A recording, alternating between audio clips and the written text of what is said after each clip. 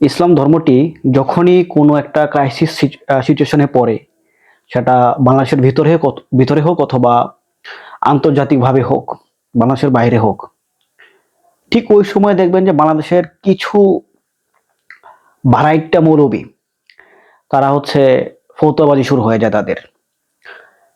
মানে সবার দেখবেন জোয়ার একদিকে, সব মানুষ চাচ্ছে একটা জিনিস, সবাই একটাকে পজিটিভ মনে করতেছে, সবাই একটাকে ভালো মনে করতেছে। সেইখানে দেখবেন যে কিছু হুজুররা এটার এগেইনস্টে একটা ফতোয়াবাজি শুরু করে দেয়।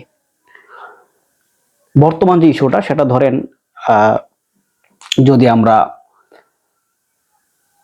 ইরানের ইস্যুটা, বাকি ওইদিকে ওই দুই রাষ্ট্র, আমরা যদি ইরানকে একদম মনে করি যে তারা হচ্ছে শিয়া বা কাফের, আমরা ওইটা সব বাদ দিলাম, আমি ধর্মের কথা এখানে আমি নিলাম না। আন্তর্জাতিক পলিটিক্স কি?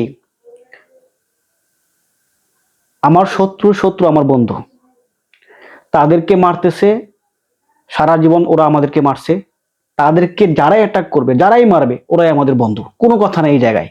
এবং তারা কি মানে মুসলমান কিনা, শিয়া কিনা, কাফের কিনা, অন্য যে কোনো রাষ্ট্র হোক, ওটা আমাদের দেখারই বিষয় না। আমাদেরকে দেখতে হবে যে মার কে খাচ্ছে, কে মারছে, সেটা আমাদের দেখার বিষয় না। আমার একদম জঘন্যতম শত্রু যে সে মার খাচ্ছে, এটাই আমাদের কাছে এনাফ। তাদেরকে যারা মারবে তারাই আমাদের বন্ধু। এখন যে মারবে সে আমি এখানে ধর্মের কথা আনলামই না, বাদ দেন।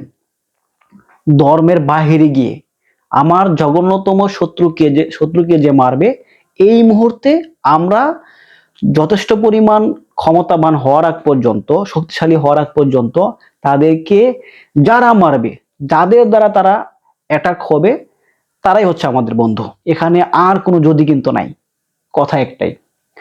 এখন যদি এমন হয় যে ইরানের মতো মুসলিম কান্ট্রি কেন, বা অনেকে যে শিয়া বলেন বা ইয়ে বলেন, ওরা বাদ দিয়ে অন্য যে কোনো ওই খ্রিস্টান রাষ্ট্র যদি তাদেরকে এখন আঘাত করে বা যে কোনো সময় আঘাত করে, ওইটাকে আমাদেরকে সাপোর্ট করতে হবে।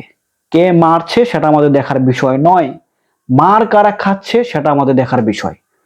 এই শুয়োরের বাচ্চারা হচ্ছে কয়েকদিন পর পর আমাদের উপর অ্যাটাক করে, আমাদের মুসলমানদেরকে মেরে একদম নাই করে দিচ্ছে।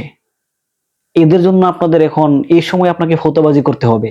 এই সময় এখন আপনাকে দেখতে হবে কে শিয়া, কে সুন্নি, এসব জিনিস, এইসব ফাইজলামি আপনারা বন্ধ করেন।